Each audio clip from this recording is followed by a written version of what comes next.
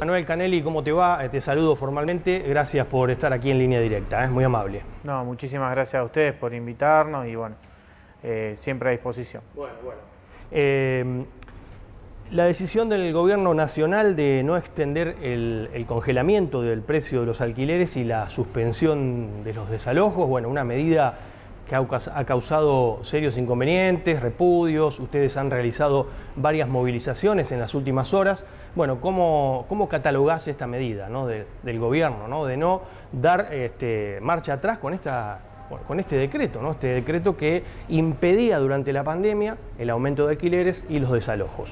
Exactamente, tal como vos decís, nosotros veníamos a nivel nacional haciendo una convocatoria para que justamente el ministro Ferraresi revea su definición y su comunicación que había dado mediante los medios periodísticos de no extender el decreto. Nosotros puntualmente lo que planteábamos era la necesidad de esto, ya que, bueno, el 31 de enero se había extendido hasta el 31 de marzo. Sí. Cabe recordar que la medida era desde el 20 de marzo de 2020 y se extendió en aquel momento por una cuestión de términos económicos, de lo que significaba hoy por hoy la realidad económica de las personas que alquilan para justamente hacerse cargo de las deudas que habían adquirido en este tiempo y también de un contrato nuevo de un alquiler o renovar y demás. Ahí hace un mes atrás se definió que era por eso y ahora llegamos a un punto tal en el cual claramente esta situación económica no mejoró en un mes. Todo es producto de la pandemia y del virus y toda la situación económica que trajo aparejado. Y encima se agrava el claro momento en el cual la segunda ola está por llegar, ya hay circulación comunitaria de cepas diferentes. Entonces todo eso llevaba a la solicitud de justamente extender esta medida. Nosotros entendemos que el gobierno nacional ha tomado en este tiempo en el cual ejercen hace un año la administración del gobierno nacional, medidas en torno a lo que es controlar los alquileres, acompañar lo que es una política pública de vivienda en alquiler, como fue con la ley de alquileres, como fue con el decreto primero y sus subsiguientes prórrogas, pero ahora entendemos de que realmente hay una desconexión de lo que sería la realidad de las personas que alquilan y esta definición. Solamente hace 5 días el ministro Ferraresi publicó en el boletín oficial lo que era una alerta temprana de alquileres y funcionaría como, bueno, prohibir los desalojos a menos que haya una mediación.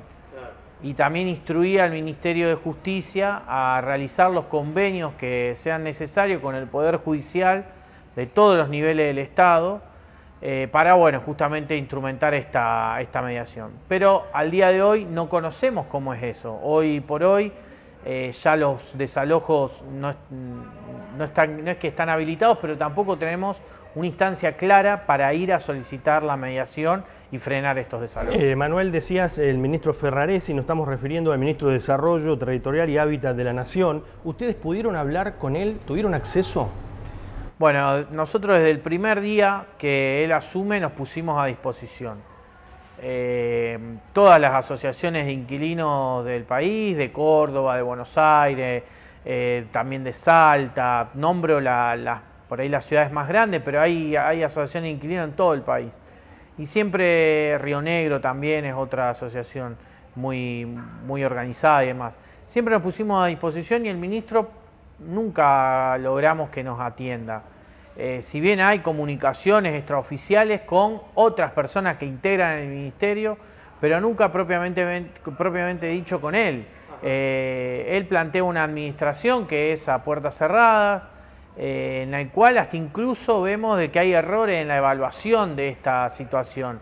Errores en torno a que, bueno, son propios de un paradigma anterior en el cual la única solución de la vivienda en alquiler es pasar a tener una casa propia y nosotros entendemos de que, bueno, esa situación de la casa propia tiene que seguir estando como una política pública estatal, pero también no quiere decir que es la única solución, porque la vivienda en alquiler cada vez se va agravando más en el sentido de que hay un proceso de inquilinización constante y cada vez hay más personas que son inquilinas. Ahora, a partir de ahora, los inquilinos quedan expuestos a un aumento de los alquileres. O sea, todo esto se da en función de que, bueno, al cortar con esto, a dar por terminado, digamos, el gobierno toma, digamos, la posta y dice, bueno, estamos en condiciones de aumentar los alquileres. Ahí juega un papel importante las inmobiliarias también, ¿no? En ese sentido. Sí, exactamente. Las inmobiliarias ya desde hace tiempo vienen traccionando lo que es en la opinión pública, construyendo un relato propiamente de ellos.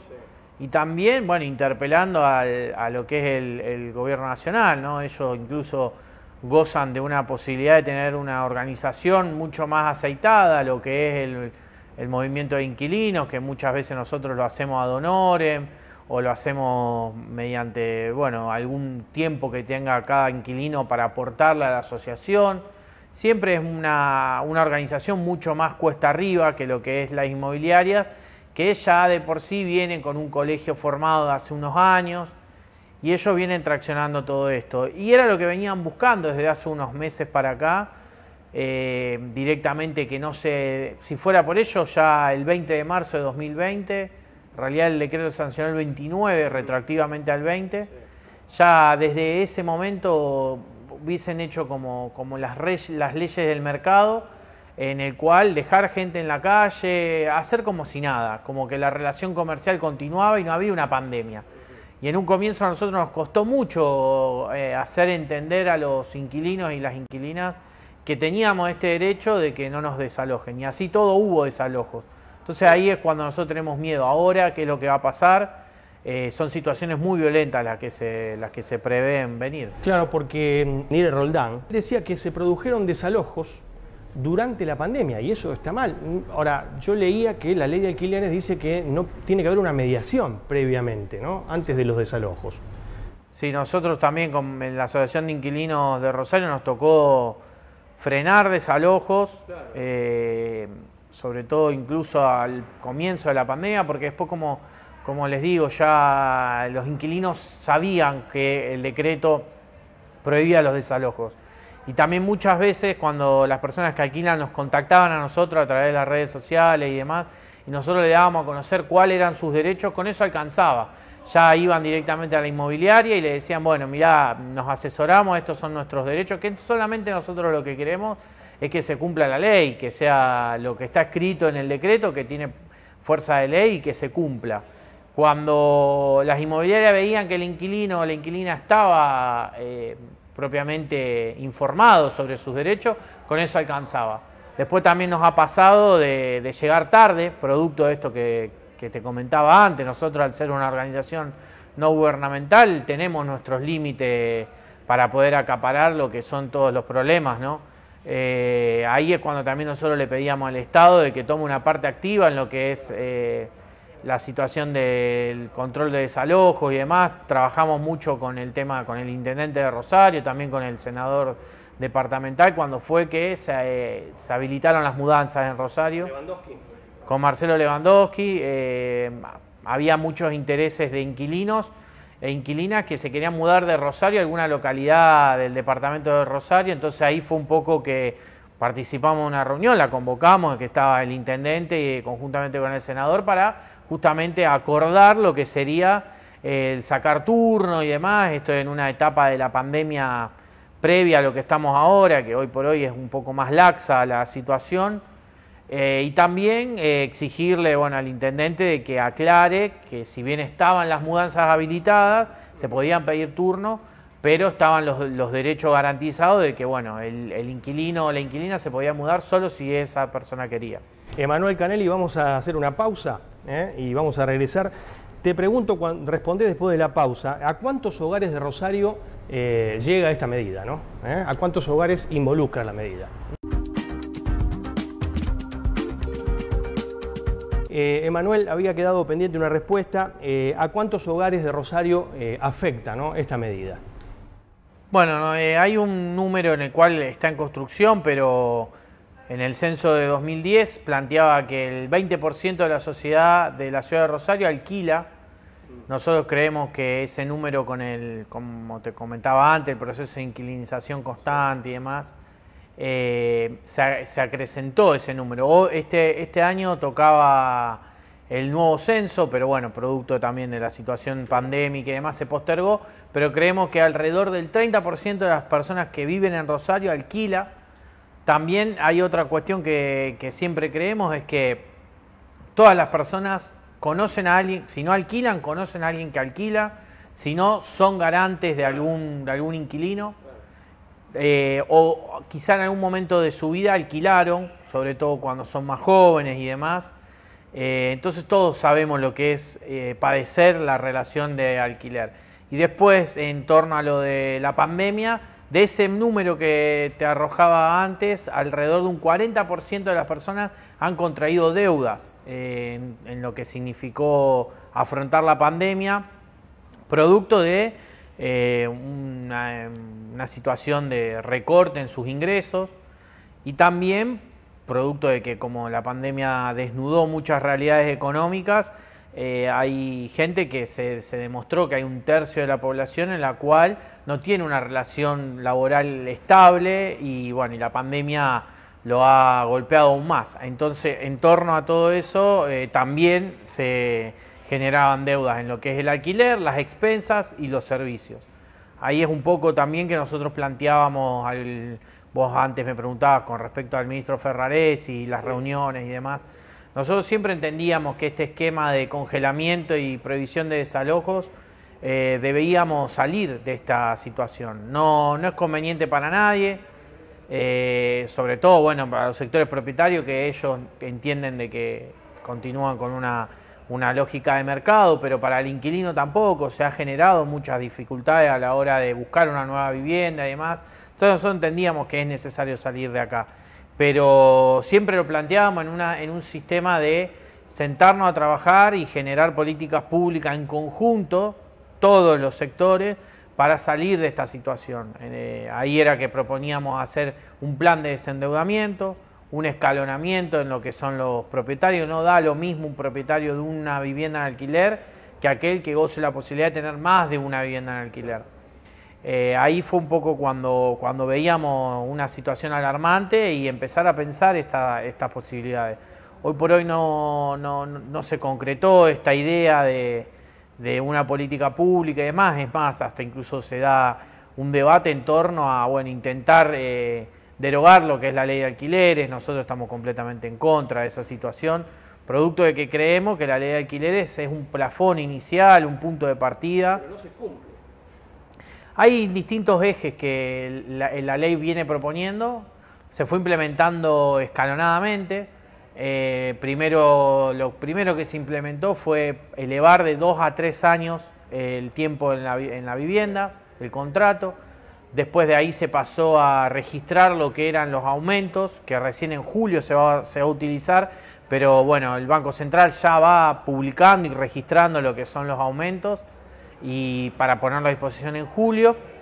Después se pasó a registrar los contratos en AFIP, que eso todavía no está, y hoy por hoy lo que falta es la implementación de la ley, dentro de la ley de alquiler, el alquiler social, que creemos que era fundamental para, en este momento de crisis y de intentar salir de este congelamiento, justamente abordar la situación de los sectores más pauperizado y más desigual. Emanuel, decías antes las deudas. ¿Se va a hacer en 12 cuotas? ¿Lo van a terminar devolviendo en 12 meses? Exactamente. Todas las deudas que hayan contraído en este tiempo, hay dos tipos de deudas que establece el decreto. Una es claramente por falta de pago y otra es por diferencia de pago. Esto funciona de una manera en la cual, si de marzo a, bueno, el 1 de abril de marzo de 2020 al 1 de abril de 2021, tenían por contrato algún aumento, ese aumento no impactaba y se continuaba pagando lo mismo. Pero esa diferencia que hay en el pago con lo que decía el contrato, se va a pagar a partir del 1 de abril en hasta 12 pagos, y en ese caso es sin interés. Con la falta de pago tiene un interés controlado, que es lo que otorga el Banco Nación a los plazos fijos, dividido 12 pagos dividido 12 cuotas, que son las cuotas mensuales, y ahí tenés el interés mensual. Ahora, ¿a qué le atribuís vos este problema habitacional, no solamente en Rosario, en el país? Tiene bastantes ejes a debatir el problema habitacional. El primer eje, bueno, es algo a nivel mundial, incluso latinoamericano. El Banco de Desarrollo, el Banco Interamericano de Desarrollo, el BID, ha hecho estudios en el cual arroja una idea de lo que es la financiarización de la vivienda. Al principio del 2000 para acá se da una situación en la cual los sectores económicos concentrados directamente invierten en lo que es la vivienda para resguardar lo que son algunos tipos de ahorro que tienen, producto de otros trabajos, de otros ingresos, y acá en Rosario claramente está la inversión del campo, sojera y demás. Después también hay otro eje en el cual el Estado tiene que empezar a tomar parte más activa en lo que es el control de esas viviendas. Sin ir más lejos, hoy leía en Twitter, hay un periodista español, un estudioso español del mercado inmobiliario y demás, Javier Gil se llama, y en Valencia hoy sancionaban lo que era controlar las viviendas ociosas, incluso penando a los propietarios de esas viviendas ociosas. Acá en la ciudad de Rosario hemos intentado motorizar lo que es una ordenanza en la cual presentó el concejal Eduardo Tognoli, pero también presentó una iniciativa muy similar la presidenta del Consejo, María Eugenia Schmuck, en el cual era elevar la tasa, la TGI, la tasa general de inmueble, de aquellas viviendas que se encuentren ociosas. Nosotros le planteábamos al concejal Tognoli utilizar algo que se venía utilizando en la ciudad de Buenos Aires, que es el consumo energético. Ya en Buenos Aires está analizándose avanzar sobre la vivienda ociosa. Claramente en Buenos Aires hay un proceso de inclinación mucho más profundo que lo que hay acá. Pero acá hay una gran cantidad de inmuebles ociosos. Se cree que alrededor de 80.000 inmuebles en la ciudad de Rosario hoy por hoy están ociosos. Creemos que sí. Y ahí elevaría la posibilidad de los inquilinos, porque los ponen en alquiler muchas veces, pero piden exorbitaciones impagables que no tienen relación con la realidad. Te preguntaba por el problema habitacional, porque uno siempre escucha construir o alquilar, ¿no? Y a veces cuando uno piensa en formalizar, ¿no? unas parejas que quieren formalizar y no saben cómo hacer porque no tienen el lugar para residir, y si alquilan, es muchísimo el alquiler, el costo mensual. Si tienen la idea de construir, bueno, con todo lo que eso implica, ¿no? La construcción, los materiales, el costo de material, el costo de la mano de obra, ¿cómo hace, no? Digo, por eso consultaba este tema habitacional que tenemos en el país, ¿no? Que es muy preocupante. Uno dice los jóvenes, ¿no? Los jóvenes no pueden ni construir, están como entre la espada y la pared, ¿no? No pueden construir y tampoco pueden ir a alquilar. Es complicado todo, es bastante complicado. Sí, es muy complicado, y más en esta situación en la cual de crisis económica.